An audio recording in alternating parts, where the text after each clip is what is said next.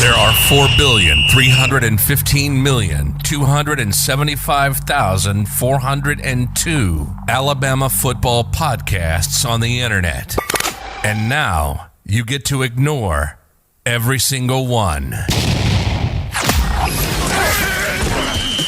This is the Houndstooth Podcast. Real talk from real fans. We gump to a standard around here. Recapping the Alabama Crimson Tide and college football from around the SEC and across the nation. This is the Houndstooth Podcast. And here are your hosts, Bill Sylvie, Jessica Brand, John Henry, and Bo Ganora.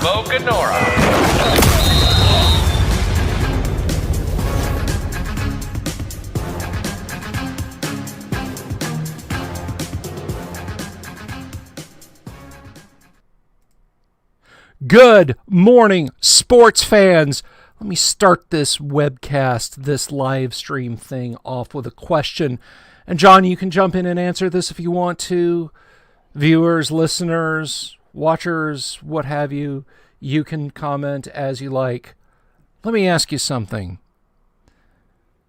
Were you kind of in a free-falling state of mind yesterday afternoon around, say, 4 o'clock? Were you just kicking back and saying, hey, what may come will come? Maybe we win, maybe we don't. Did you, fellow Alabama fans, find yourselves looking around the process instead of looking through the process, as we should have all learned? And before I sound like I'm throwing shade at anybody, that was me. That was me. I didn't know what to expect yesterday. And I said it on social media. I said it over on the RBR forums. I said it on the RBR Discord. I said, hey, we're probably going to get blown out. We're probably, we're not going to be able, but I'm just going to enjoy it. The Iron Bowl was our natty. It was our high water mark. Anything after it's gravy. Basically making all of the excuses for not being willing to shut up, sit back, and trust the process. And I got shown out yesterday, and I've never been so happy to be wrong in my entire life. And I wish I could say this was my own thing, but somebody else said it better over on Discord. They said, I will never doubt Nick Saban again. And ladies and gentlemen, let me tell you something. I, Bill Sylvie, will never doubt Nick Saban again. What a masterpiece. What a clinic in championship level college football he put on last night. For the fans, for the team, for the alums, for the students, for the whole world to see. This is not a fluke season. Everybody's a little off this season. But the constant, the magnetic north, is the Alabama Crimson Tide. I'll tell you what, it has been a long time since I enjoyed a game this much. Well, you know what? I haven't enjoyed a game that much since we beat Ohio State. So I haven't enjoyed a game this season this much. This was a great win. Nobody gave Alabama a chance, and Alabama came through and played like Alabama. Everybody executed. Didn't play a perfect game. There's still a lot to clean up, and that's the amazing thing about it. They beat the number one team in the country by 17 and still have plenty of room to improve. That tells you how good this team can be. You're so right, man. You're so absolutely right. William Sims, that's going up there. I mean, let me get a nice fun little crawl going here too. Bryce Young for Heisman. Is there any question? Bryce Young for Heisman? Seriously, Not put in it my in the mind. put it in the comments if you want to come in and say that there's somebody else out there. Maybe there's some kicker for, I don't know, Pine Bluff, Arkansas, or Samford or Incarnate Word. Their water boy is better. Go ahead and put it in there. I'll slap you down because you're wrong. Bryce Young for Heisman, and I'm going to tell you why in just a few minutes. Well, not in just a few minutes, but when I get to the tail of the tape, all the stats that matter. Now, you might notice, by the way, that it is just myself and Big John this morning. But that's okay. That's okay. You're going to see, when this video goes live, you're going to see that there's a thumbnail. Oh, look, it's a shot of of Alabama on the sideline. Our girl in Georgia. That's right. Jess is not here. Jessica Brand is not with us. She was at the game. Can you believe it, John? We actually have location staff now. Yeah, We have an on-scene reporter. Yeah, Jess is our correspondent, but I'm hoping she's so gloriously hungover after yesterday that she just couldn't make it. Jess, So make it worth it.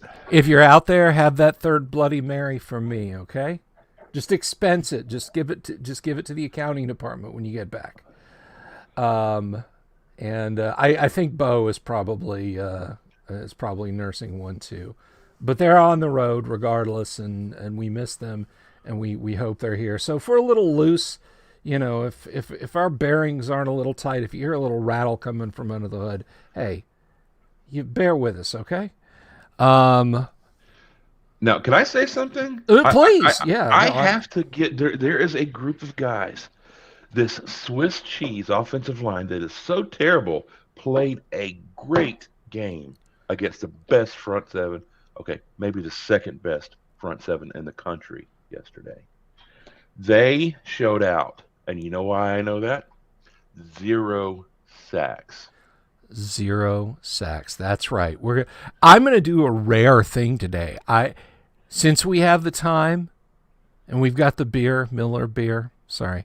Since we've got the time, Miller beer. we're going to look a little bit. Now, I'm not going to go too deep into it. We're going to look a little bit at Georgia numbers too.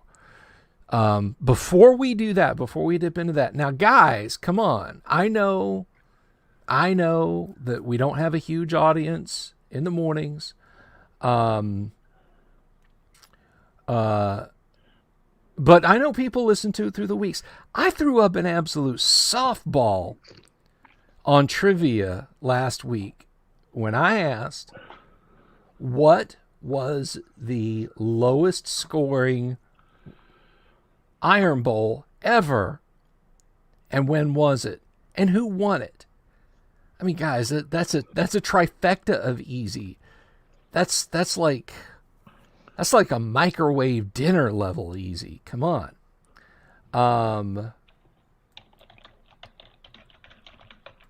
And the winner is nobody, because nobody got it.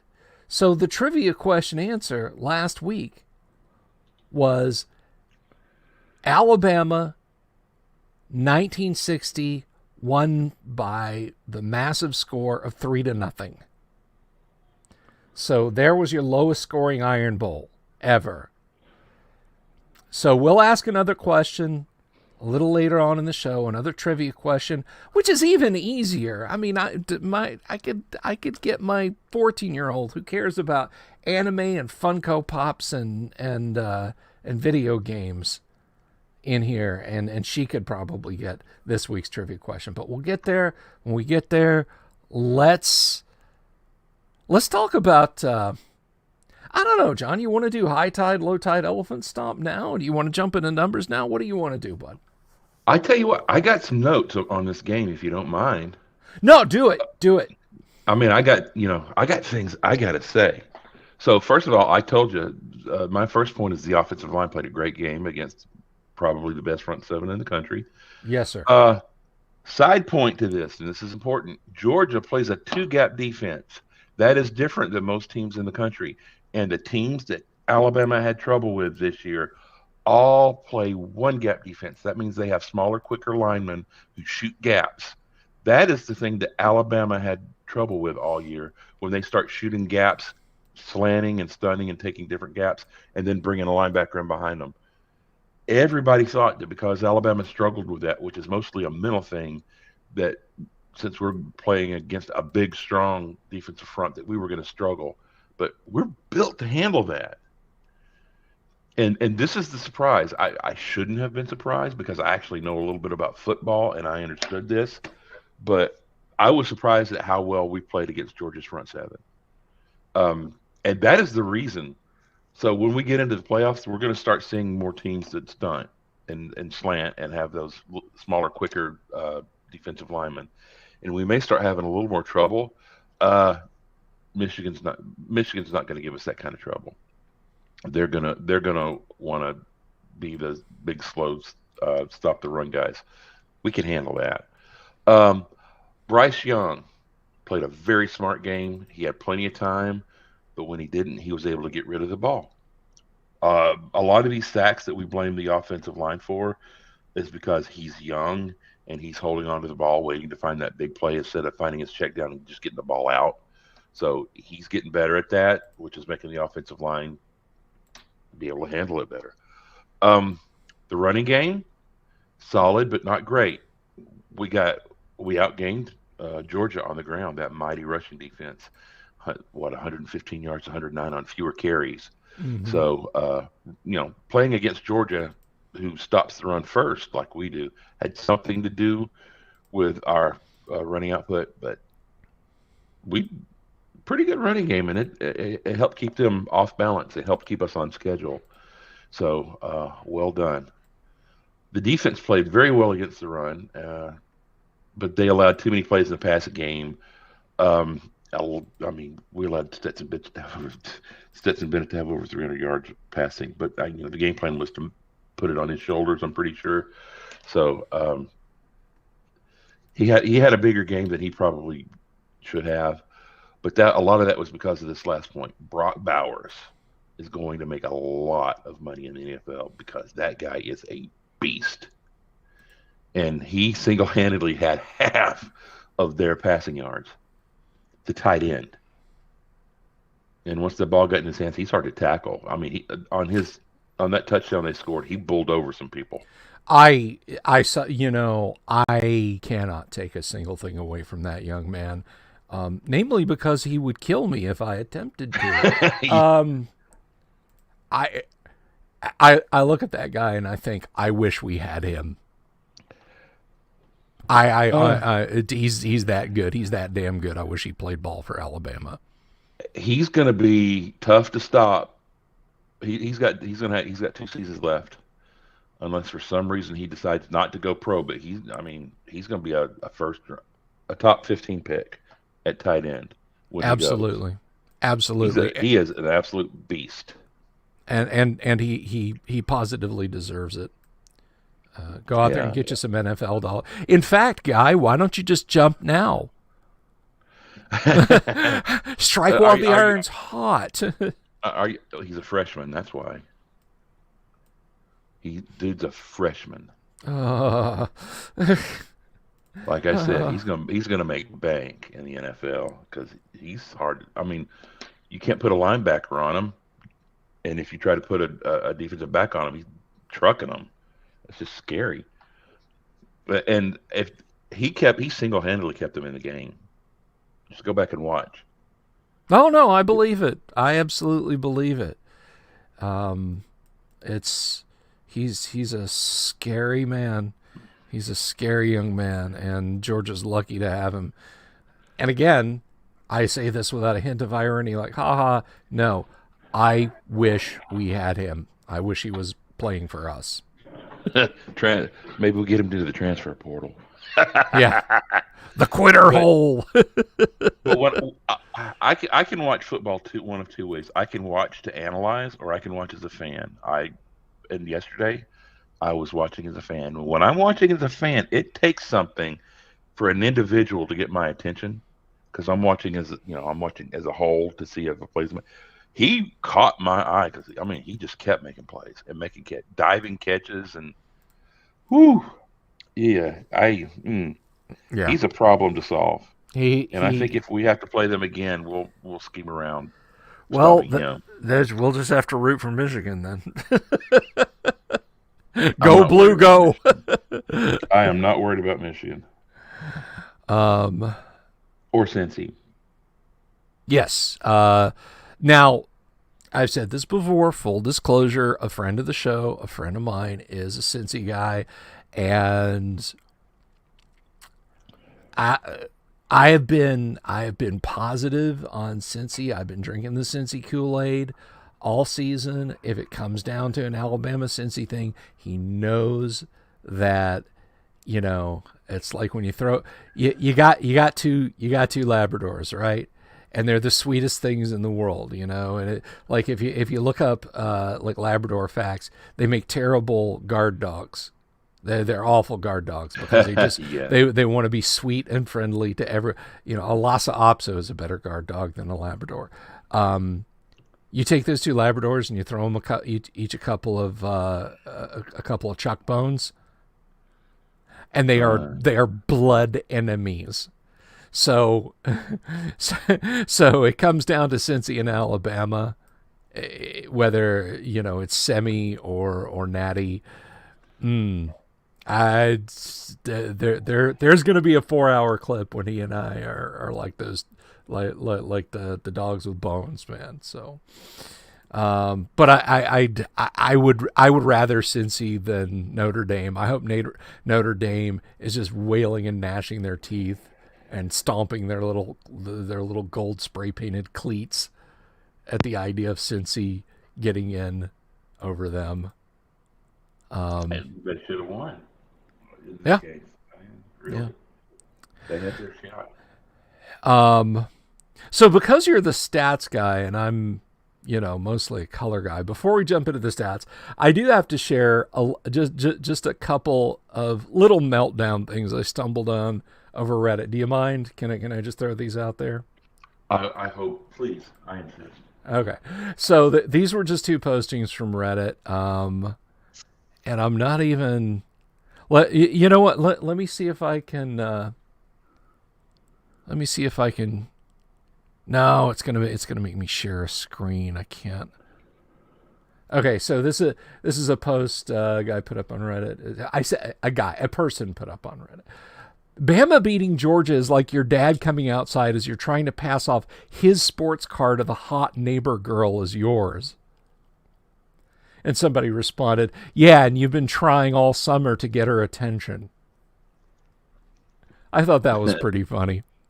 And the other one's a little bit longer, but it's worth it. The year is 2041. Nick Saban is 90 years old and coaching the SEC championship game from a hospital bed on the sideline. Kirby Smart has irreversible hair loss from losing to Bama for 25 years. It's 4th and goal. Georgia has the ball, and a score here would win the game. Nick and Kirby make eye contact across the field, and Nick gives him a slow and sure nod. It's time.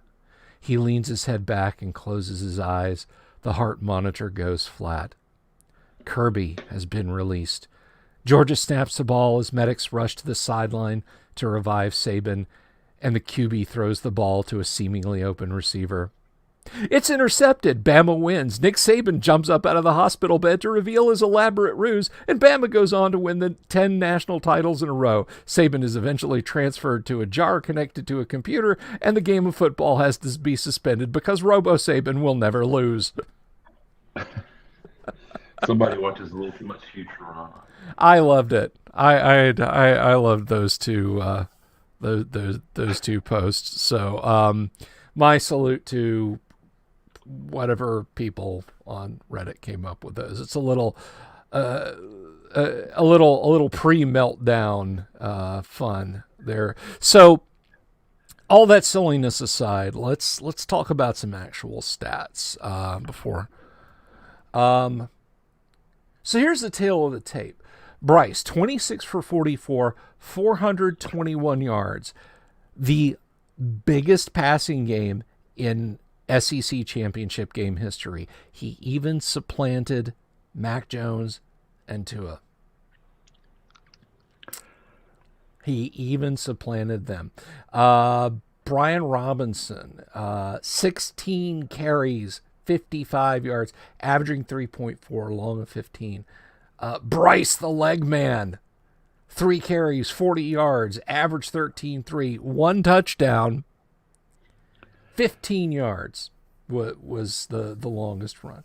Trey Sanders, 6 for 21, average 3.5, 14 carries, for a total of 26 carries, 115 yards on the ground, averaging 4.4 with 1 touchdown on the ground.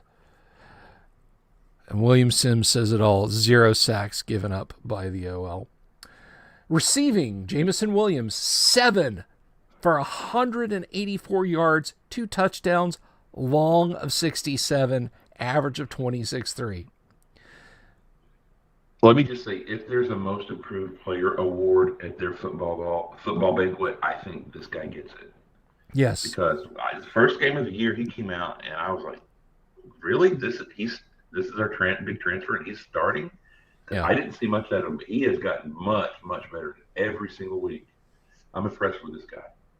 Same. And it's good we have him, because the next person on the list here is Mechie.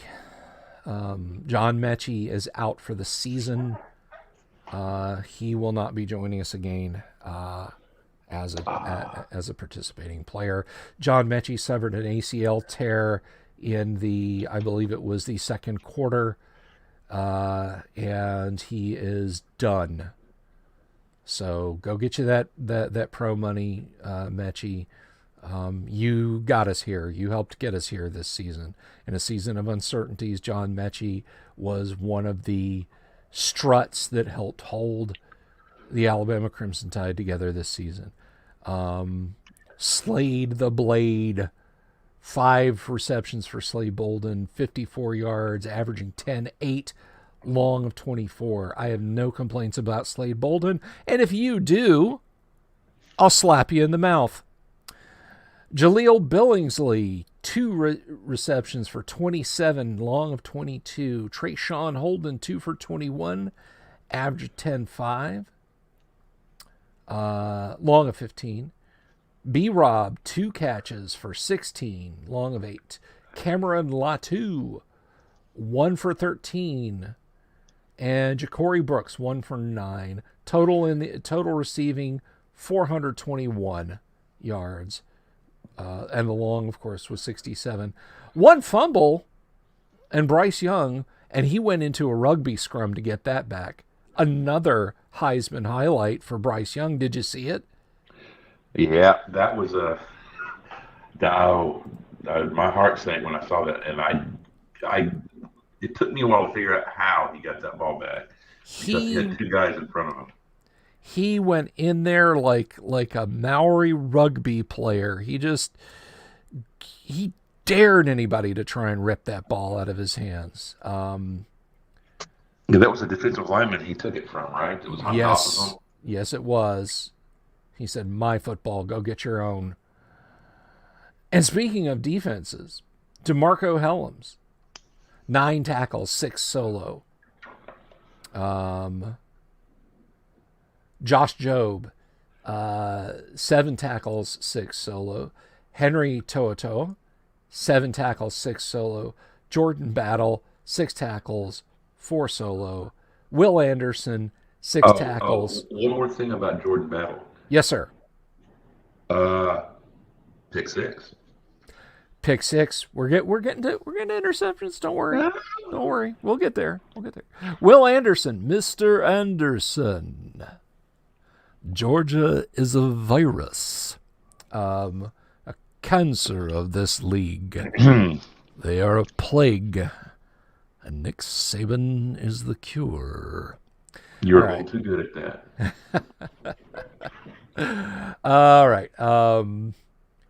But where was I? So we had Tim Smith. No, I'm skipping Will Anderson.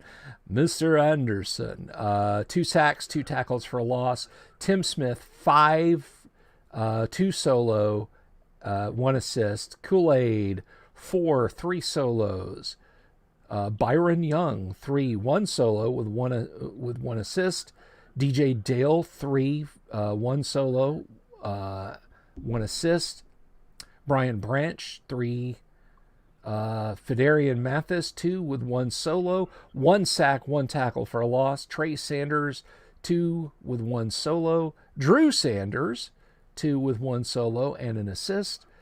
Dallas Turner, who, if you ever needed a science fiction character name, Dallas Turner, 1 solo, 1 sack, 1 tackle for a loss. You got to love those numbers all across. Oh, and 1 quarterback hurry. We can't forget that. Daniel Wright, 1 for 1 on his own. Demouy Kennedy, 1 for 1. LeBrian Ray, 1 quarterback hurry. And Chris Braswell, 1 quarterback hurry. And yeah, that's our defense right there. Alabama interceptions. Jordan Battle, 1 for 42 and a touchdown. There, John, you happy? Thank you. You're welcome. I could just tell you just that the tension was just building up. DeMarco Helms, 1 for 3, which stopped a Georgia drive. I think it's as important as Battle's touchdown, was corking that drive. You know the one I'm talking about. That killed it and stopped them on the 20. Yep. Yes, indeed. Will Reichard. Will the cannon leg Reichard, 2 for 2, long of 41, 5 extra points. He got a workout yesterday. James Burnett, 5 punts, 219 yards. Speaking of cannon legs, long of 50. Love you, Jim. And by the way, that average is about 8 yards more than his usual, or maybe 6 yards higher than his usual kick punting average. So good on you, mate. Yeah, no kidding. Okay, so Das Kommandant Krieger has to throw a little bit of shade. Slade Bolden has horrible penmanship. Well, okay, Slade Bolden has horrible penmanship. TJP says, roll effing tide. I slept like a hibernating bear. Look at the crawl. Sleep is for the weak. But I'm going to sleep for a week. All right. So let's see. That is the tale of the tape. I was going to say something about this other team, this dog-based team from Georgia. And that is this. If you look at their numbers, if you look at the team stats, first of all, anybody will tell you, my old man used to say this, and I think everybody will agree with me here, there's really only one set of numbers that matters at the end of a football game.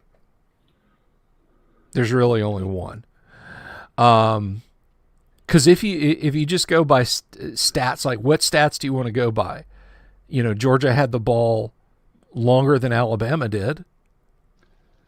You know, they had 30 first downs.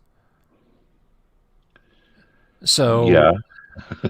You know, but their first down efficiency was garbage. It was hot garbage, 3 for 12 on third downs.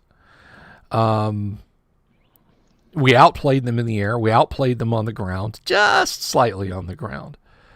I do want to talk about those mother-loving zebras hitting us 7 for 85. Now, granted, most of those were 15 saves you 7 situations.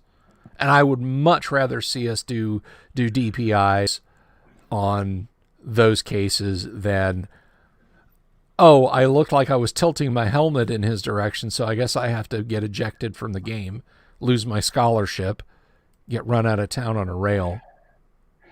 They are still not calling chokeholds on our defensive linemen. They're not gonna. Dude, at this point, it's just at this point, like I feel like I feel like the Spartans, the sky is darkened by their penalty flags. Good. We prefer to fight in the shade. So maybe. So there's my tale of the tape. Go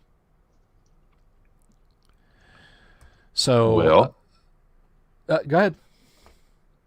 You know what? I just was gonna say that I think we should go through the high tide, low tide elephant stomp on this one. You are absolutely right, and I mean, oh my gosh, I am really interested to hear your high tide and low tide and elephant stomp moments, because there's so many of the high tide and elephant stomp moments. So take it away.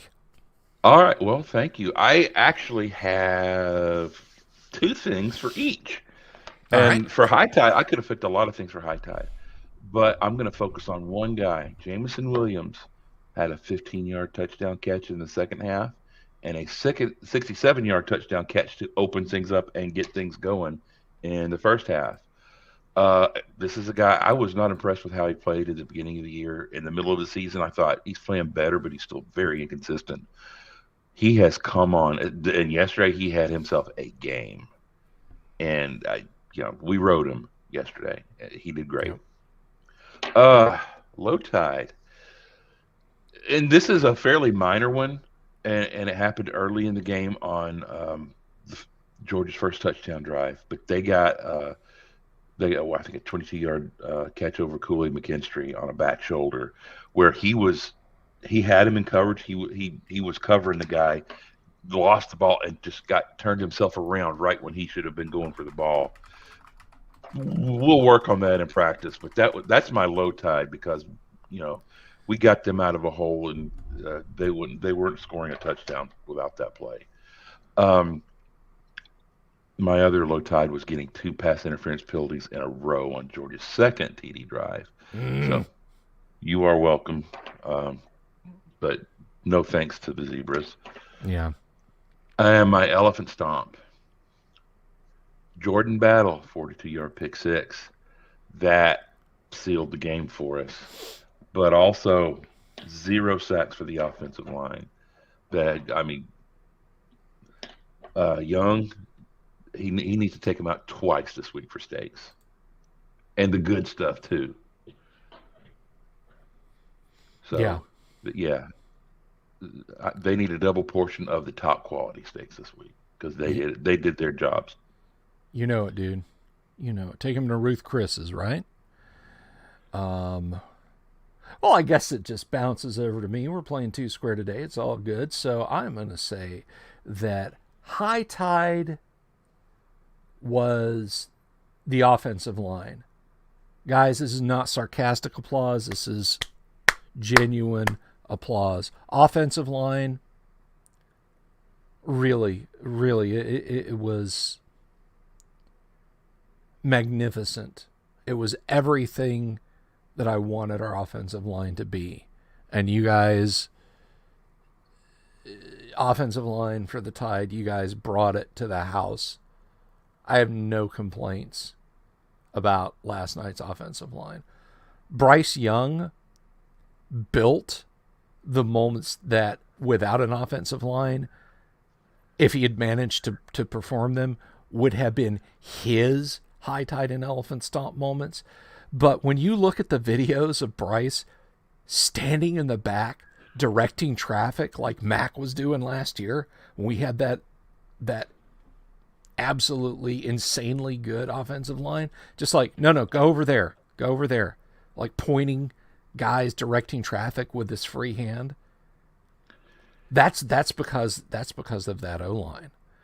Let me just say, he had time to make a pot of tea on several plays back there yesterday. Yes, he did. So that is a high tide moment. I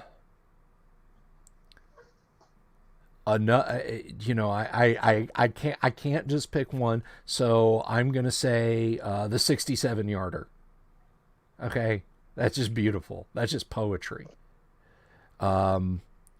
Low tide, first quarter. That's my first of two low tides, since we're taking a couple each.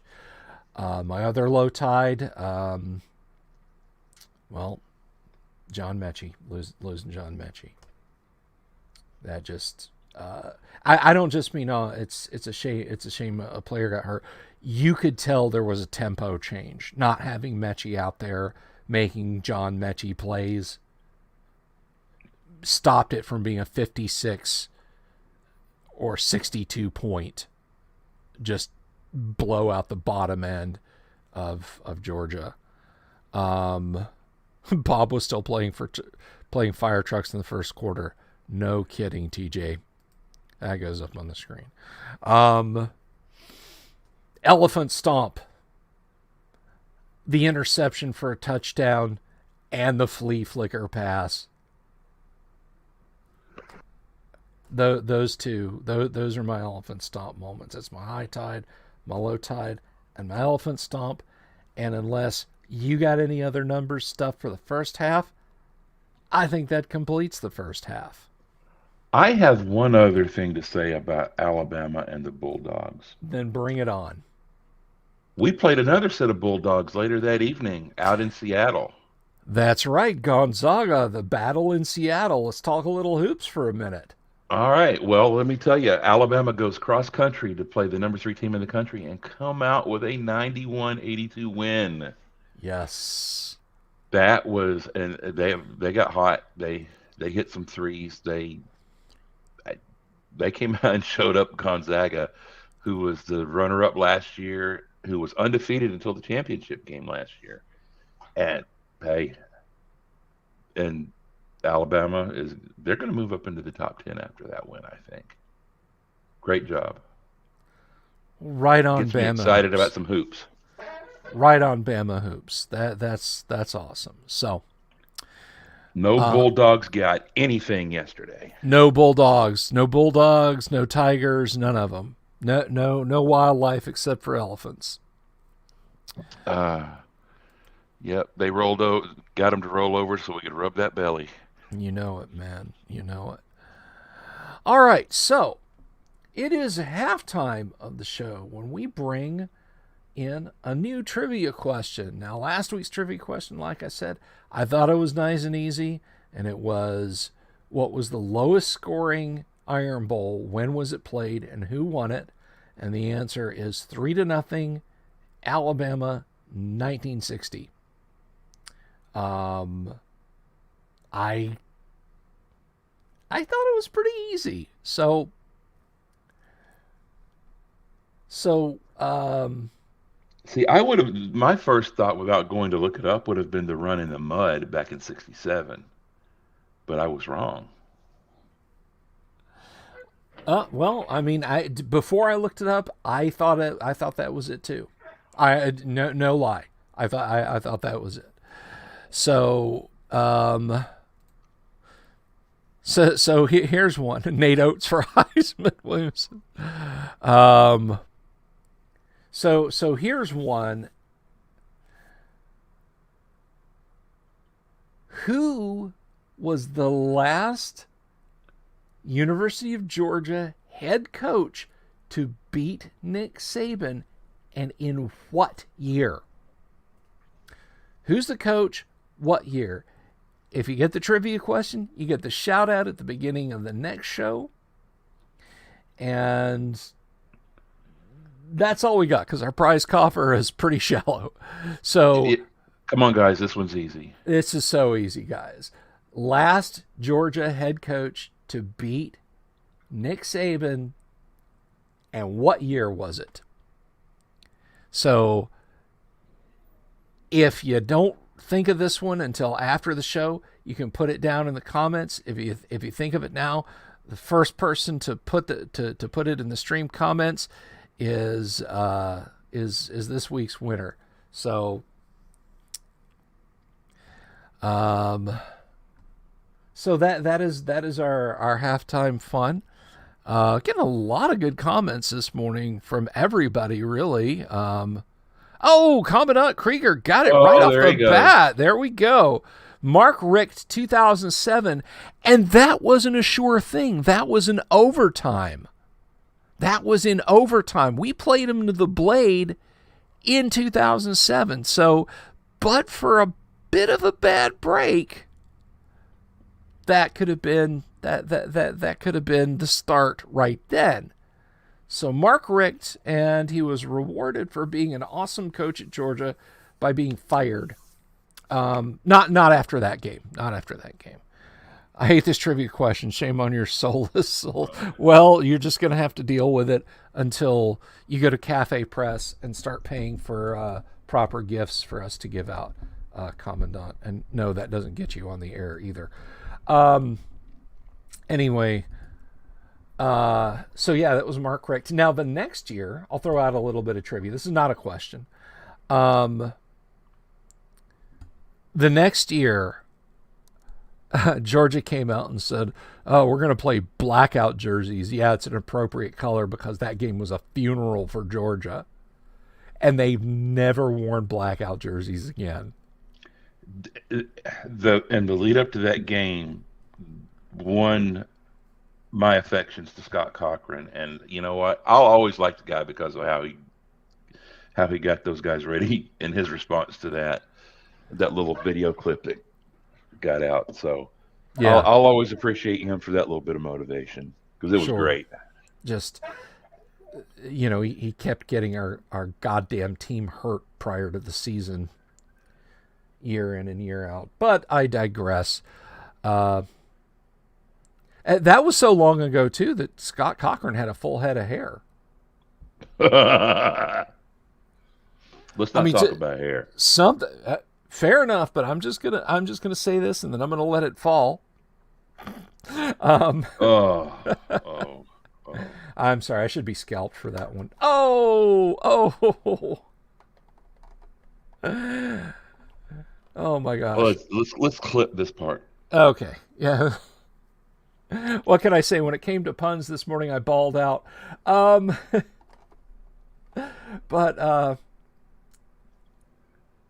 oh my God, I completely forgot. I got so off track on dad jokes. Guys, I didn't sleep last night. I literally did not sleep last night. Too many dad jokes. So I'm having all the senior moments right now. This was supposed to be a blackout. It became a public mugging. That's right. That was a great game. So we're over the hump now. We're on to actual sports talk. We're off from the dad jokes. We're back to sports talk. So John Henry, take us in to the top 25 in air quotes there because the top 25 did not play yesterday. Well, we have a special edition of the top 25 because about half of the top 25 played yesterday. Yes. Plus, we have a couple of bonus games that we're going to cover. Did you hear it, guys? You get to bonus.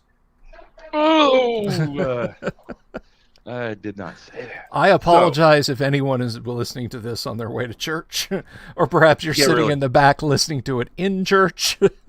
He's a little punchy. I'm a little punchy. Continue, right, so John.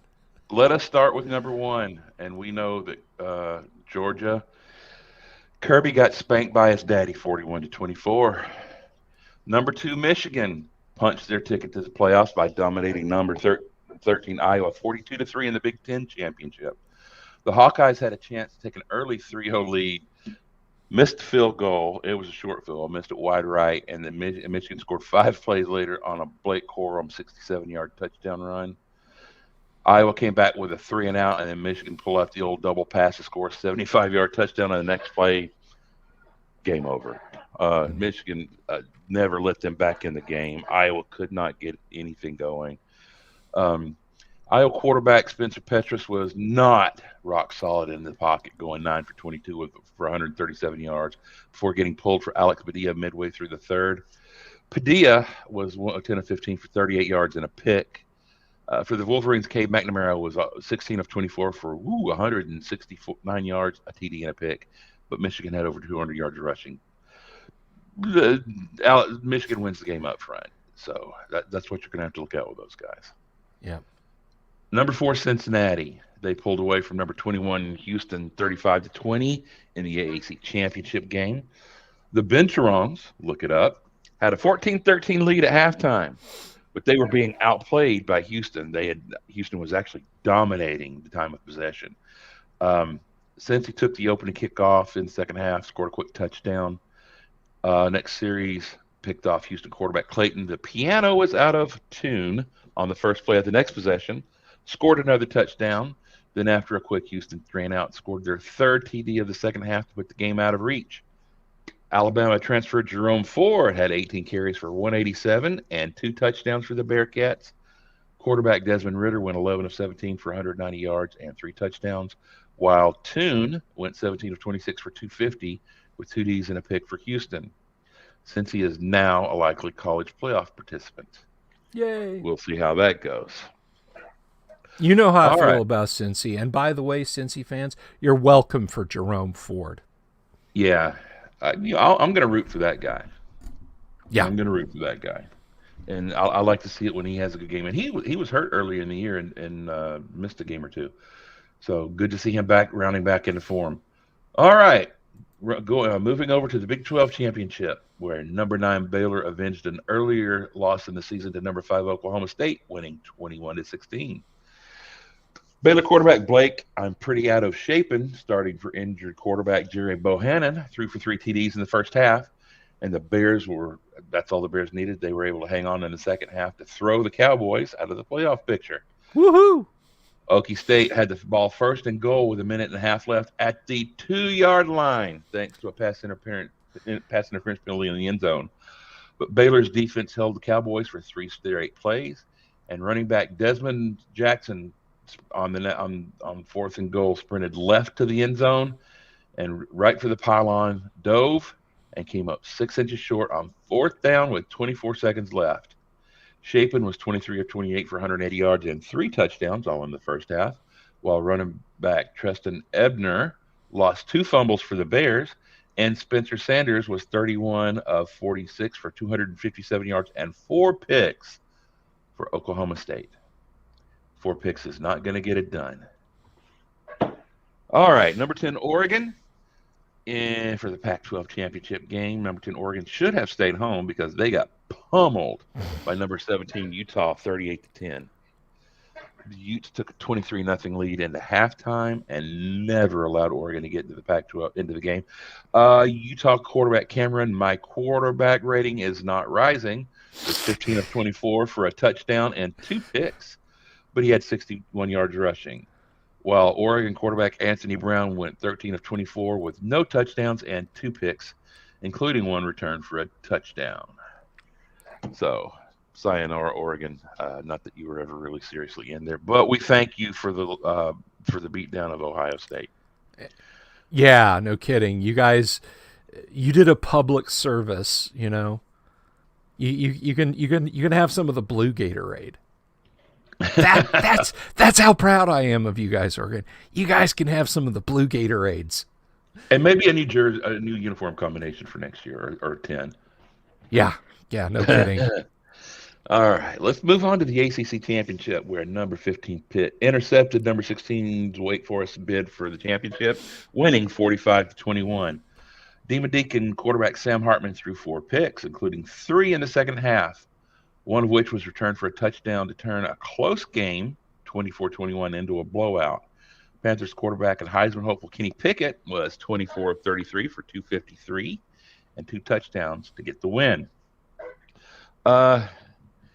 Yeah, I mean, Pitt's offense was okay, not great. Kenny Pickett was okay, not great.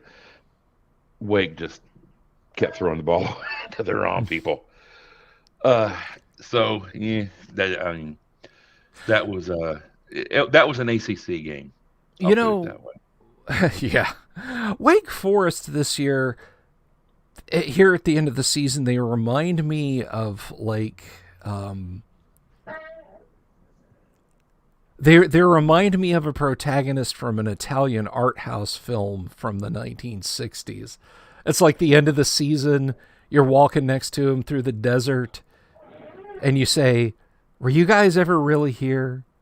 and you look over to your left and they're just gone. And the wind blows and the music rises. It's just like, was Wake Forest ever really here? That's a fair point. They were, they were what, they made it all the way to 13 or so, or 11, based on the fact that they were undefeated, and everybody remembered they played in the ACC, and forget it. I could be wrong now, fans, and John, if you want to look this up, I thought Wake Forest got all the way to 10th. I mean, I thought people were like talking about Wake Forest in a serious capital T talking way. And again, it comes back to the art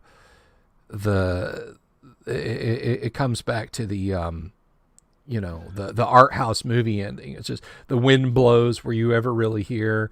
And you're talking to nobody. That's just how fast they faded. Not quite as fast as, say, I don't know, A&M.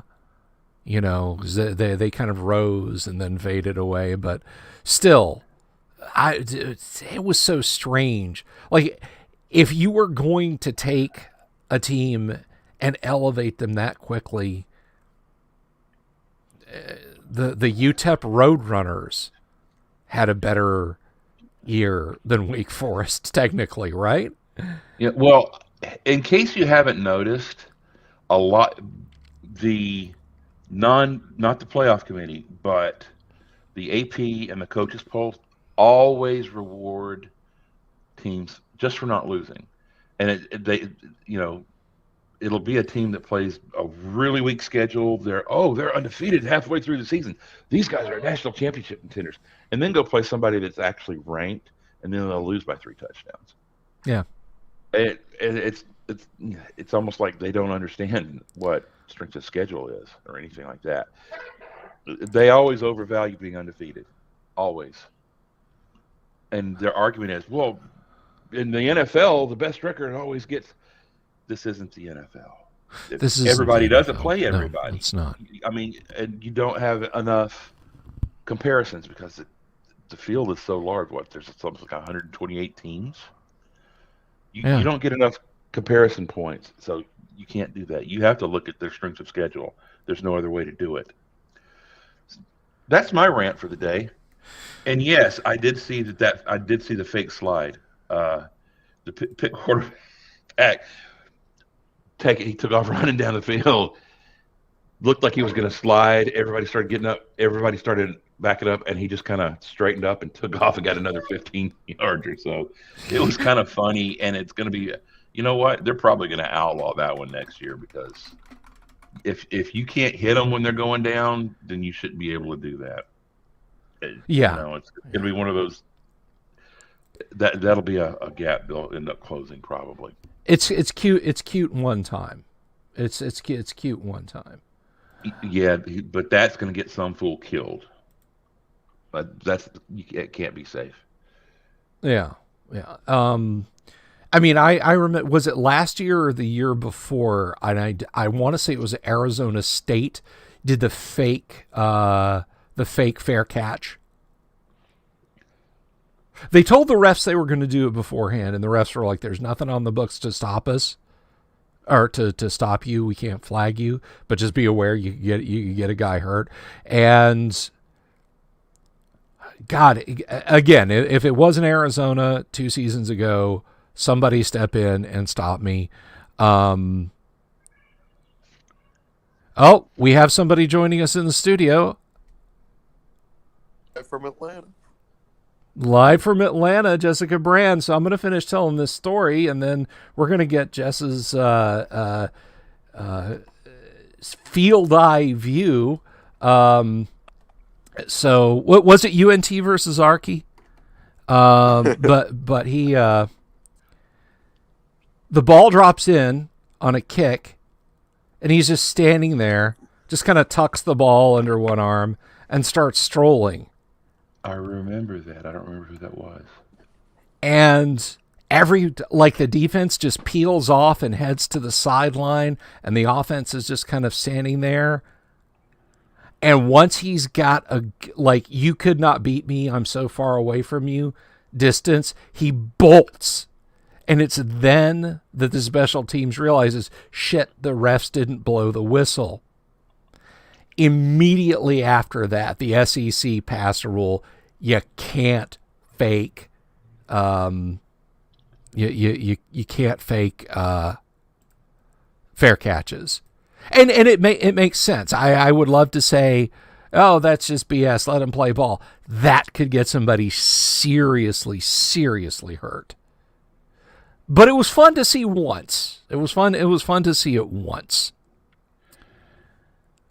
My actual favorite special teams trick play is the kickoff return where one team's wearing a similar color jersey to the turf, and he's laying flat on the ground. Say on a black end zone, he's laying flat on there, and he's just laying there. Nobody notices him, and they come over and throw a lateral to him, and he's all by himself on one side of the field. Those are funny. I have never seen that, but I can absolutely believe it. Oh, those are great. I think somebody's done that on Smurf turf, and they got the rules changed that you can't have the same color jersey as your turf. So, Jessica, what did you do last night? Well, if you can see my picture, that was my view. I was at the game. It was incredible, like right behind the sideline. So, it's like a good view of everybody. The Brockermeyers are always very close to one another, as you'd expect they are with twins. But what a view, what a game, and what fun. We can a Rammer Kimmer like 4 times, one for each Kirby Smart loss to Alabama. It's serendipitous. Nice. I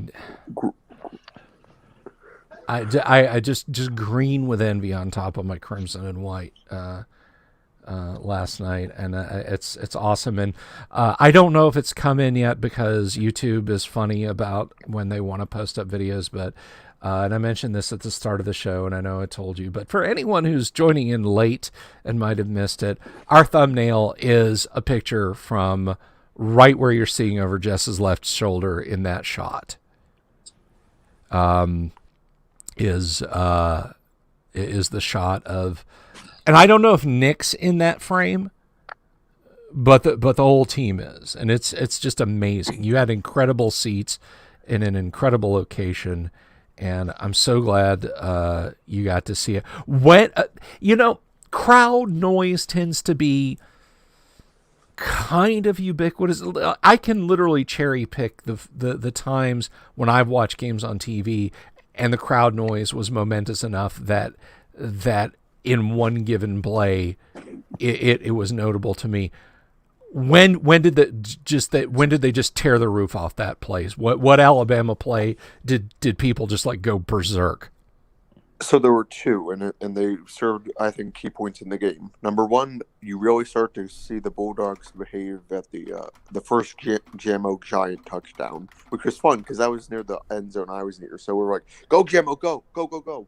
So that woke up the Bama crowd that shut down the Bulldog crowd for a good while. But the battle, because I started recording audio too, because I want to have some memories of that. The battle pick 6, that woke everyone up. And Chris Owens started to get everybody going wild once he got back to the sideline. I mean, people. So by the way, did I see Slade Bolden trolling the Georgia crowd right there at the end of the game, mouthing things to them? Yeah, there was a fair bit of trolling going on, but I think as there should be. I'm pretty sure the Georgia crowd probably found some phone numbers and started blasting texts in the middle of the night, a la LSU or something. You know how obnoxious those fans can be. Well, since we've got you here, Jess, high tide, low tide, elephant stomp. Let's hear it. High tide. I think you're gonna go with really Bryce. I mean, for the second year in a row, the most passing yards in an SEC championship. Absolutely on point. That little flip play to Brian Robinson was incredible. That one we didn't have much of a reaction for it. It was like, whoa, what? I mean, I know it was a blink and you'd miss it moment. I mean, it was the nice thing too is that play was like literally. I could not have been in better seats for that. It was like right at the yard line I was at. So I'm like, whoa. low tide, it's hard, right? Because everyone who had some difficulties really made amends. Like Battle dropped the pick six on the second throw of the game, but he amended for it very nicely, very good coverage. The line was especially stout. I mean, special shout out by the way. I mean, to a guy getting his first start and really handling Jordan Davis pretty well. I mean, that's pretty incredible. It's hard to find a low point. I think there's a really, really good team victory. Elephants, take your pick. There were just so many explosive plays. I mean, they had so many runs you thought the team had food poisoning. My God. I love it. Okay. That won the morning. You win, Jeff. Oh, sure. I tell 2 dick jokes and crickets, but she comes in with a toilet joke and wins them up. Fine. I see how my crew is turning on me. That's all right. It's a mutiny. None of my nicknames for players won. So. Well, I was smiling. I didn't want to laugh and interrupt you. Yeah, I heard chuckles, but still. I think it's because Jess just surprises.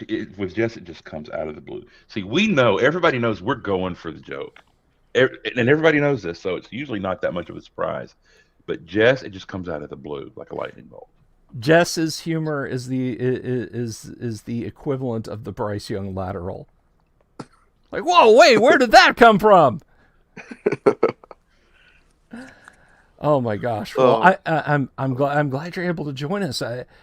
We're, as you might or might not have been able to tell if you've been listening, we're kind of jank this morning, but in a good way. So we're sort of all over the road. I have slept exactly 0 hours since the game. Just kind of fill us in. I mean, do you want to talk stats? Do you want to talk about the experience? Yeah, probably the experience, because I honestly, I'm not too excited to look and research this week, so I just soaked it all in, But yeah, so, I mean, when I was out in the gate, let's start with that. I get there across the bridge because it's a really nice and easy access stadium. I gotta give them all credit for that. So there were so many dogs. Like, I saw maybe 3 Tide fans to maybe a couple hundred Dogs fans just as I was entering the stadium, and there was so much barking, and as it turned out to be, no bite, but all bark. There was so much of that going on. I'm like, it's got because I'm entering near the Georgia sideline, right? Well, once I got in, I felt like it was maybe quite a few. I mean, because I was Tide sideline, there was a lot of Tide, but there was certainly a fair share of Dogs there, because I think I was seated behind Stetson Bennett's family, or some relation to him. To some extent, that's what they seem to imply, which was interesting. But then the guy to my left, he was about my age. He kind of looked like Ferris Bueller, honestly. He's a Dogs guy, so we were talking some scheme. We were talking some fun. We got along really well. He kind of left midway through, unfortunately, because, we kind of had his number. But everybody to my right, my row, because it's a row of 15. And I was in seat 14. All the other 13 seats were Tide, and then it was Tide behind me. We had so many high fives going on throughout the night. We had so much cheering during that celebration. We just had honestly, it was like a party out there. And, for those who are listening, this won't seem like much because it's typical, but you have to understand I'm from the Northeast, where people think Auburn's a city in Massachusetts, and they think of it like in a football sense most of the time. So to have Dixieland Delight and having it be the Auburn version is just incredible. Nice. That and Alabama at the end, they did a very nice and unexpected Sweet Home Alabama, really extended, which was incredible. The nice thing too about where I was sitting, I would be able to pick out plays pretty much immediately offensively about who had a mismatch, and it's like, oh shoot, look at this.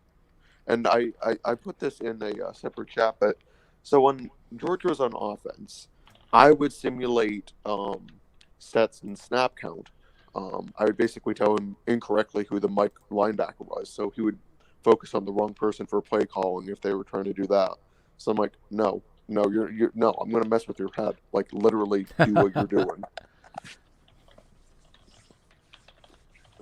That's great. That is awesome. I think,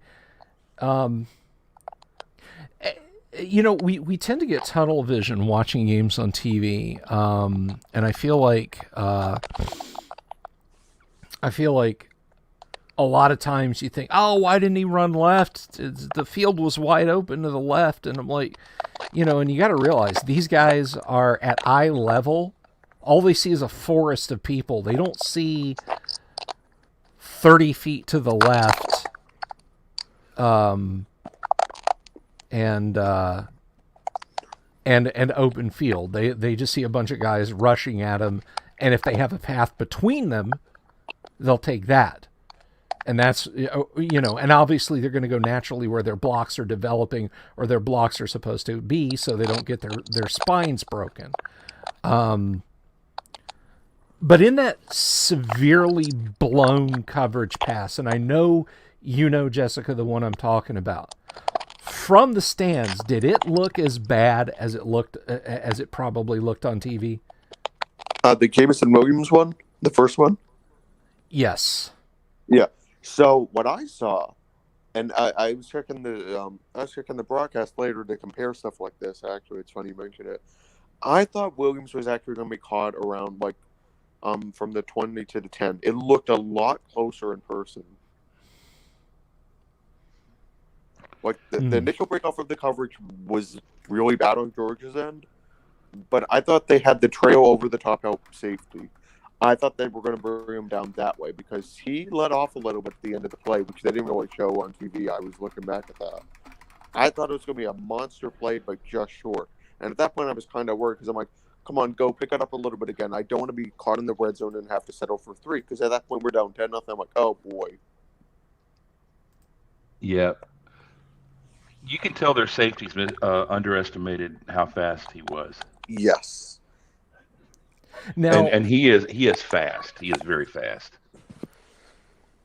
Okay, so flip side then, because I got to ask it. There is a similar play Georgia ran when we just left a dude on the left, and we were talking about him earlier. John, who was the receiver's name?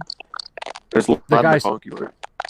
Yes, he was completely uncut. Again, TV view. He looked completely uncovered.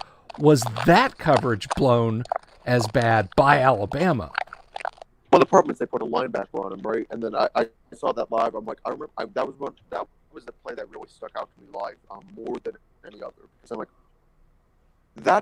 what the TV didn't show you is that they had really soft coverage to the near side too. Like even if McConkey wound up being just whammed to the ground, they just had size to the outside, so they would have had support blocks. It was just a really, really good defined Kirby Smart and Todd Monken. Like, I'm like, they're going to get some. Holy crap, what a play. Like, even pre-snap, it's like wide open. I was screaming that they need to take a timeout because that was just like, oh my God, they're going to get points. Yeah. Yeah, I watch. I don't even pretend to be on the same level of prescience when it comes to your game analysis. But honestly, watching that unfold, I was just like, shit, I know exactly where this is going. Yep. I mean, he was in a triangle of Alabama secondary, but the nearest point of that triangle was probably 7 yards off of him. I mean, they didn't even begin to close until he had turned and taken, a 5-yard run down the field before they closed on him. And I saw it coming, and I was just like, shit, here it comes. So it's nice to know that like the live view and what we see on TV is often parallel, because like I said, my main thesis is teams come in and we watch him run plays. Why didn't he just run left, or why didn't he go up that gap in the middle? I could see that. We're not down on the field. We're not wearing a helmet and dealing with a million different sensory inputs. We're on our couch with a cold beer, right? So it's a little bit different, but it's nice to it's nice to feel the input.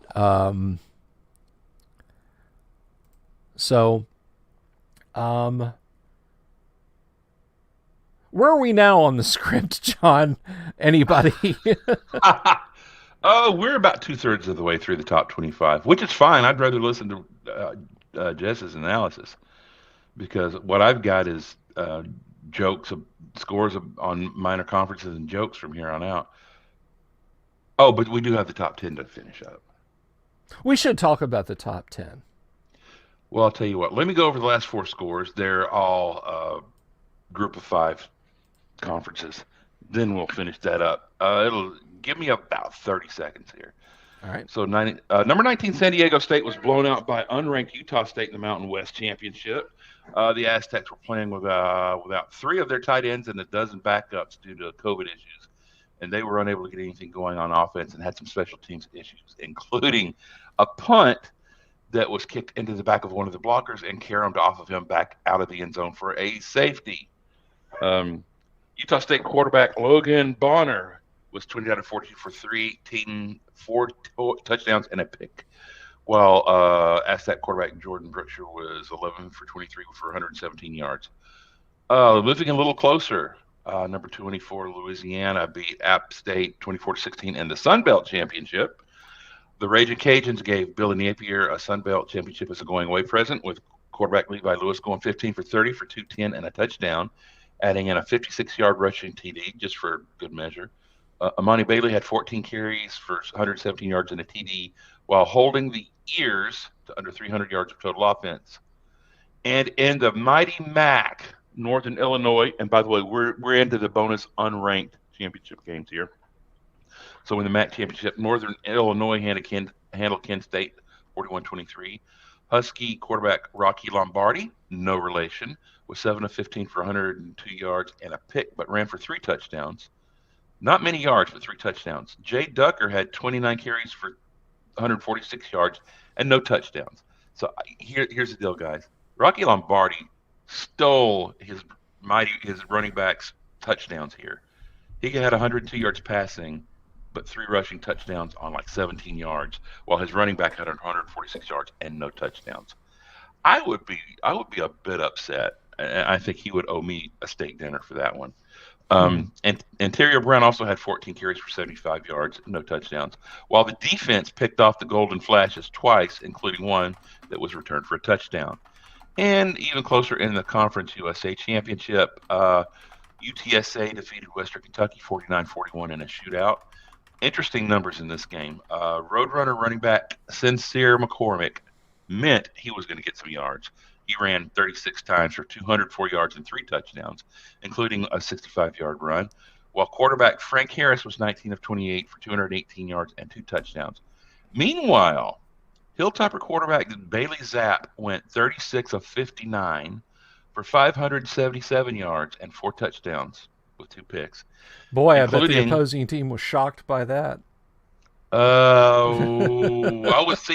I was going to do a Scott Baio joke, and I thought, no, that would be too far of a reach. My audience probably doesn't, most of my audience probably wasn't even born in 1982. But, yeah, that would, this guy set a record for the most touchdown catches or touchdown passes for the year, or tied with that LSU guy a couple years back. What's his name? Not important. No big deal. Yeah. But he threw 2 picks, including a pick on the last play of the game, where UTSA intercepted on the last play of the game to preserve the win. Western Kentucky also had, in addition to his 577 yards rushing, passing, minus 5 yards, 9 yards rushing on the day. So those are some weird numbers. They are. And I see Jessica has left the studio and crept out to sit with the audience. Aw. I understand if she was having some technical issues. We're getting some we're getting some phone breakup there. So if you know if you gotta hang out, that's fine, Jez. If you can come back, that's awesome too, because you're part of the show whether you're out there or in here. Hotel Wi-Fi, man. Oh, yeah, freaking hotel Wi-Fi. Oh well, this is the part. See, this is the part where I really wanted Jess because I wanted to hear her takes on my top 10 buy or sell, and that's what's coming up next. It's time to do buy or sell. I think the market is open. We got to do like a market bell thing for that. I think going forward. I was just thinking that. Yeah, great minds or slow minds. We should have thought of that about 4 weeks ago. Well, we will we'll get that going. So go ahead and let's go to the stock market. I'll tell you what, guys that are listening in the comments when I give you the rank, why don't you guys tell me whether you're buying or selling this team at where I've got them ranked. Let's just engage this thing. So here we go. We've got a new number one this week, guys. It's a little less boring this week because Georgia is no longer number one. My number one team is now, drum roll please, boom, Alabama. So, and this is a little bit of a tough call, but they've got the best win of the year. They've got a better win than my number two team, and did not put that as number two team. So, what do you think? Alabama number one. I'm buying Alabama at number one. I want all the Alabama. I will short every other team in 1A FBS to get the Houndstooth coin to buy Alabama. Well, here's the deal now. That means you're buying all the way through the playoffs. Right I am. Okay. You're damn right I am. As long as we understand each other. I refuse to doubt the process ever again. Buy out. That is my advice. That's my Jim Cramer, running around like a madman with my sleeves rolled up advice. Buy Alabama.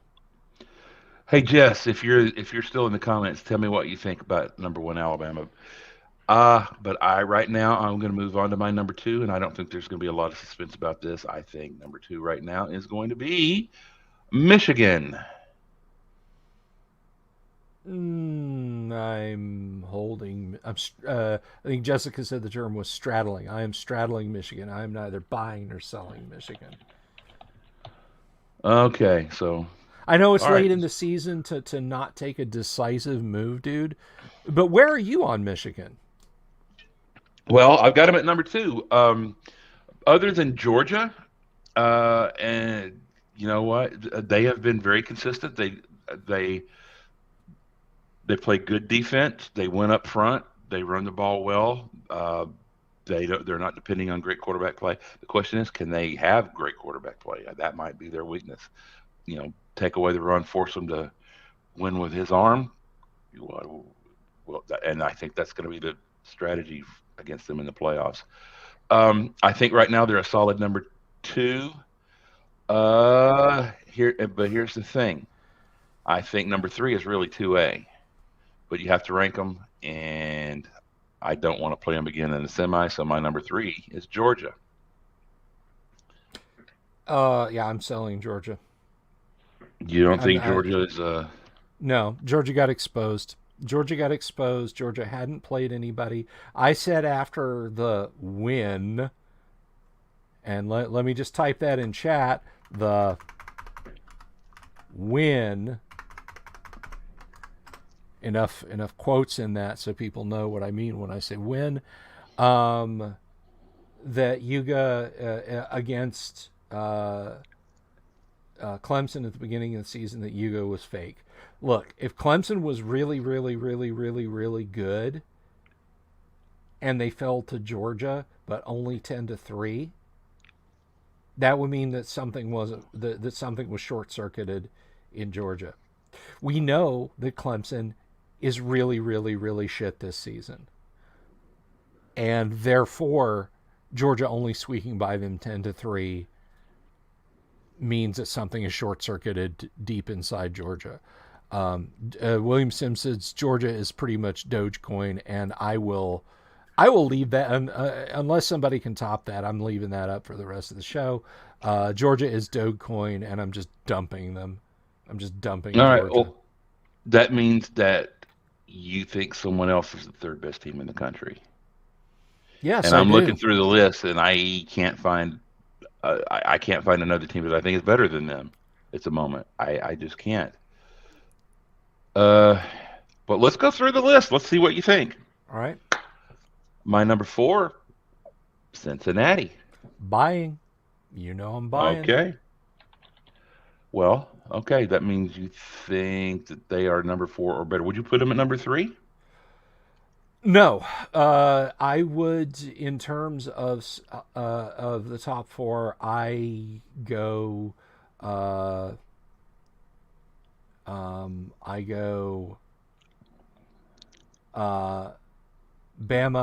Mish, Yuga, Cincy.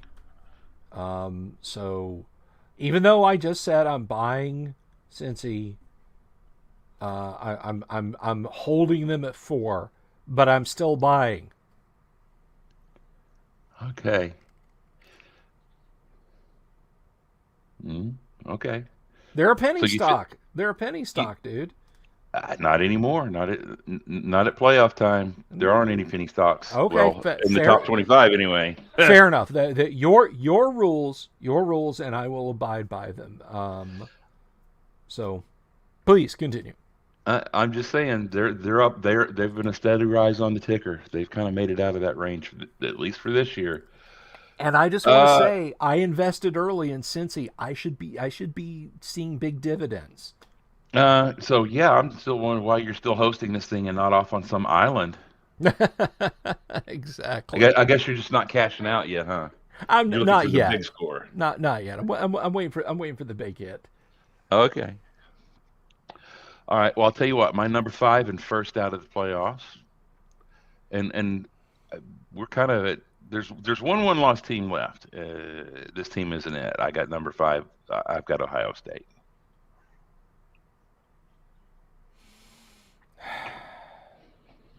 You're going to put me in the uncomfortable position of having to justify saying that I want to sell Ohio State when your number 6 turns out to be Notre Dame. You're going to do that to me, aren't you? I can neither confirm nor deny that. You need to make a decision, Mr. Henry. Your stock picks are a virus. Cancer. Sir, you cannot learn about yourself until you are under pressure. So tell me All what right. you think about Ohio State at number 5. All right. I will. Dad, forgive me if you're looking down from heaven. I'll buy Ohio State at 5. You know what? They've got 2 losses against teams that ran hard on them. Michigan, good. I mean, they're good up front. Yeah. Oregon, I didn't think they were good up front. I'd never quite fully understood how they ran on Ohio State the way they did, especially after seeing what Utah did to Oregon. Yeah. So I really never understood that loss. But the way Ohio State played late in the season until Michigan, I think they're still number 5 in the country. My number 6, and this was close. And I had to do my imaginary in my head matchup, and I had Ohio State just a little bit better than number 6, Ole Miss. Really? Because yes. I was absolutely. Well, I am just shut my mouth because I was sure you were going to come in and say Notre Dame. Why would I do that? Well, to hurt me primarily, to hurt and to basically just give me a damned if I do, damned if I don't choice between 5 and 6 on the ticker. Well, with that, it's very easy. Then I'm buying Ole Miss at 6. Okay. Thank you. My God, I thought I thought I was gonna. You scare me like that, man. That conferenceless thing that just staggers around the Midwest for 9 to 11 weeks a year. It's just unseemly, John. You can't do that to me. But please continue. Oh, I did it at number 7 because that's where I have Notre Dame, number 7. Sell them. So if I put them at number 37 instead of number 7, would you be buying or selling at 37? What do you think? See, I'm just trying to gauge whether you're doing an emotional sell on these. No, guys. no, I'm not, and I'm going to tell you why. I'm going to get down to hard brass football tacks and no joking around. Here is why I'm selling Notre Dame. They are headless. Brian Kelly stole away some of their mind share in going down to LSU. Kelly kicked that team in the balls on the way out. Coaches leave all the time, and I think an off-season episode where we just talk about why I think that's a horrible idea, to allow coaches to leave mid-season or right before friggin' bowl season's supposed to start. We can have that discussion at another time, but doing that has basically broken Notre Dame's leg, and that's not emotional at all. I'm 100% right. That team has not much to play for at this juncture. Well, I've been watching. Have you been paying attention to the news reports surrounding them? When they announced their head coach and he met with the team, they went nuts. They love that guy. Huh? I mean, they love him, and I actually think they didn't. I don't think they loved their old head coach very much. I think they tolerated him, and he was okay. But as a likable guy, they weren't playing for him. Brian Kelly is an objectively bad person, so I could see people cheering after he left too. But I think, I mean, if that's the case, then maybe I'm not selling I am selling Notre Dame, but it's strictly based on mood and not fact. So to get back to the stock picks, Notre Dame at 7, sell, still selling. Fair enough. Based on their schedule, they're sort of tough to quantify, and they're always a wild guess on this thing for me. Last year they weren't a wild guess. I knew they weren't the 4th best team in the country, but whatever. No. But I was glad to have them at number 4 last year because it's always fun to whip up on those boys. Yep. All right, moving on. Number 8, Big 12 champion Baylor. If I remember right, you didn't have a whole lot of data on them. You haven't been paying close attention to them. I don't have a whole lot of data on Baylor, but based on what I saw last night, I will buy Baylor. I will buy Baylor. I think Baylor is a good buy. Fair enough. They it's weird. The top 2 teams in the Big 12 this year were defensive teams. I have no. I'm a little speechless at that. But both Baylor and Oklahoma State are teams that they make offenses look kind of sloppy. It's because of the way they play defense. And they played earlier in the year, and Oklahoma State won that game. But Baylor improved, and Oklahoma State, when your quarterback throws 4 picks, it's hard to win. But that game came down to and you watched the end of that game? I had so many games going. I had it on ticker, but I know more or less what went down. Okay. Oklahoma State had come back, driven down the field with about a minute and a half left. They were on the 2-yard line, 1st and goal on the 2-yard line, thanks to a pass interference penalty. I think I'm just reading my notes from memory, but yeah, Baylor stopped them on 3 downs. There was a run, and I think 2 incompletions, maybe 2 runs and 1 incompletion, and then on 4th down they sent their quarterback off to the left pylon, and he was out there by himself, but one of the defensive backs was trailing him and coming hard and starting to catch up to him. And I guess the running back thought he wasn't going to be able to get through him or get past him. He dove for the end zone right there in front of the pylon, and just he landed short. His dive did not make it to the end zone. And I'm not gonna launch into the whole story. It's a fun thing to discuss, and we can do it one day, like if we're doing just an off game. Everybody said he missed by 1 foot. He missed by 1 foot. If you're a fan of the TV show MASH 4077, Yeah. there's an episode where Colonel Blake and Radar are talking about missing a touchdown by 1 foot. The episode is called The Army-Navy Game. And it is so much fun to dig into the actual college football lore behind the writing on that scene. That was the first thing that popped to mind, though. But as far as Baylor, I mean, I'll say this about Baylor. First, I'm buying Baylor, and also I'm buying futures, or rather, I'm selling all my futures in mullet wigs. Okay. You think that much about Mike Gundy? I think that little about Mike Gundy that I'm selling all my Oh, mullet wig futures. okay. Yeah, I'm not buying. I'm selling mullet wig futures. Okay. Well, I mean, he's a man. He was 40 once. Yeah. I think he's 54 now. That rant has made it. Is people still talk about that thing 14 years later? So that game was close enough that I put Oklahoma number 9, Oklahoma State number 9. Sorry.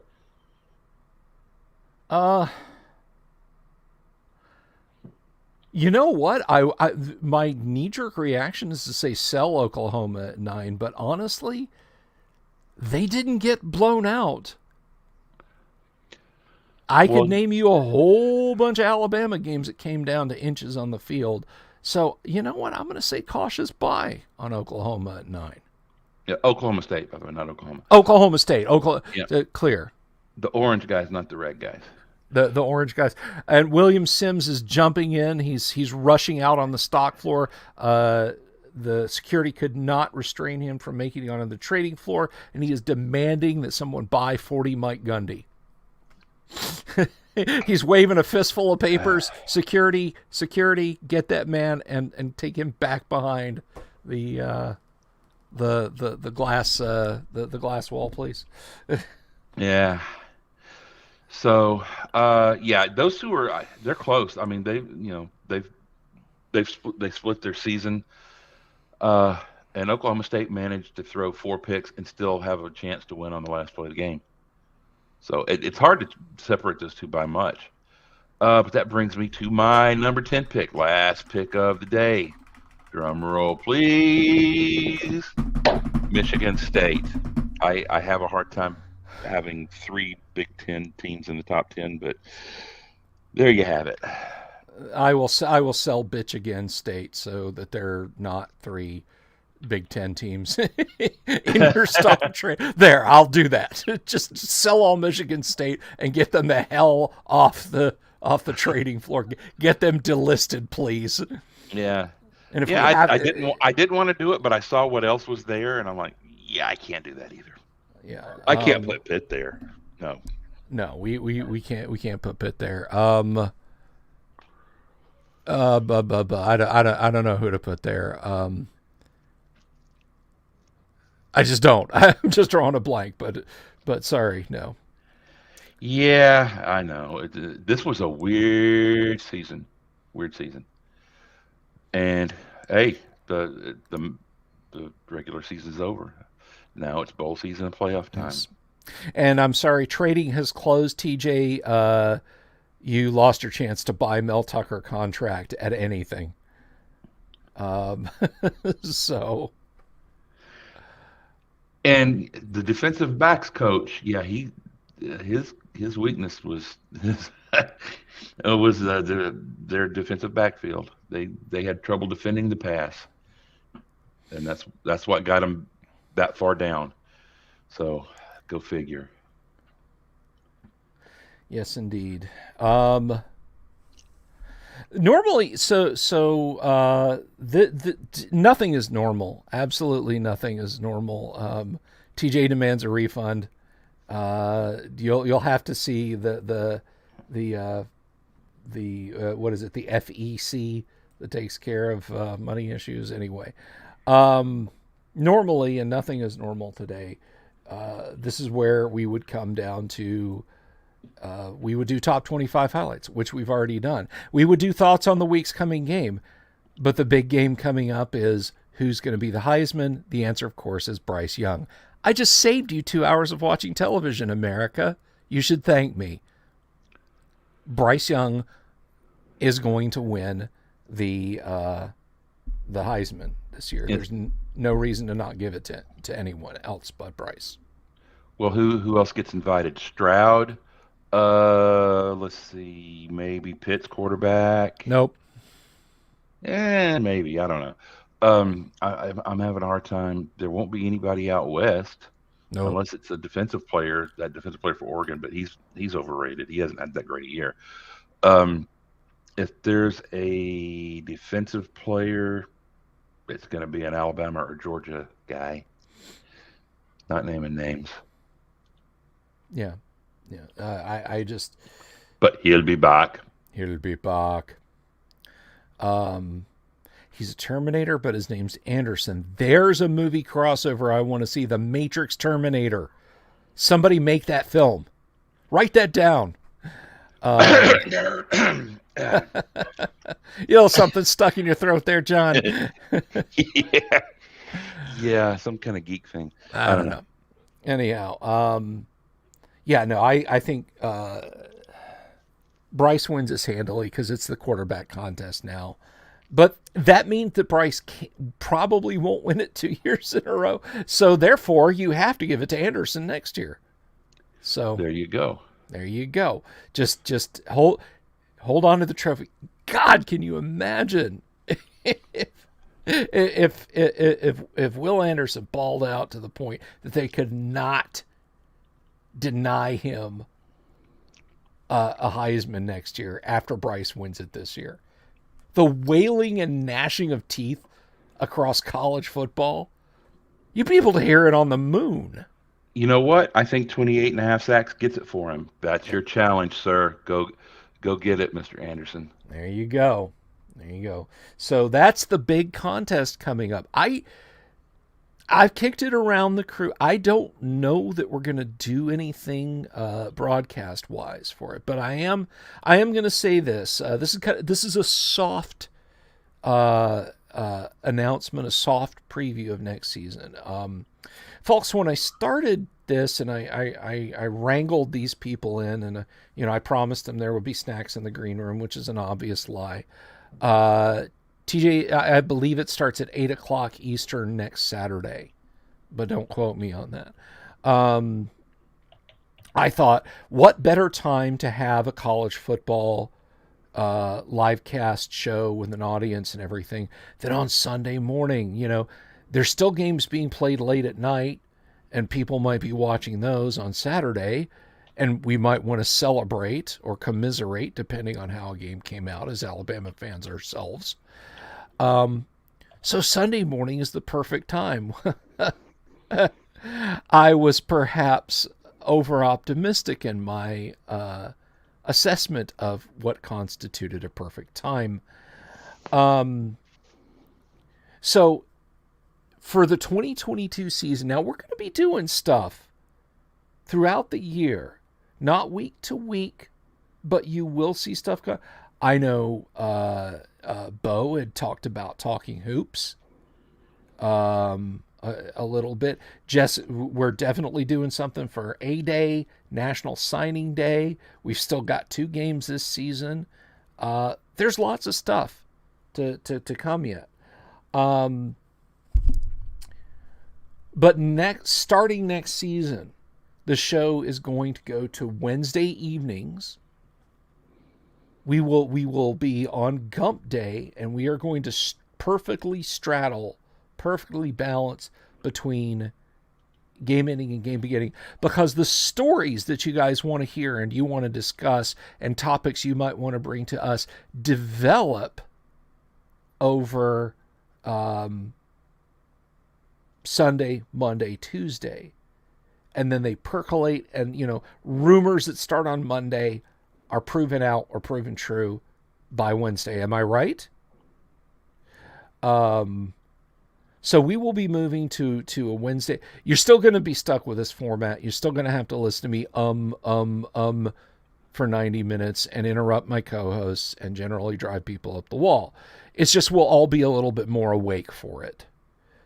And hopefully more people will be able to listen live, whether it's a drive time from work or whether it's, you're finished with your dinner and you're kicking back and you can listen to us. We'll get a little bit more interaction with you guys.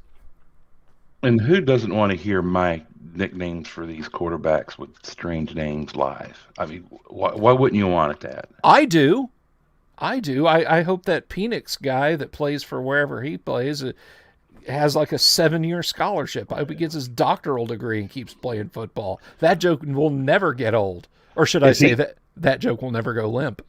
If he keeps playing, he'll get me an NIL deal. I'll tell you that. I'll wear that out. I'll wear Phoenix out. Wait, no, I didn't. No. Okay, now we just got a bunch of people thrown out of church. Sorry, guys. But no, we're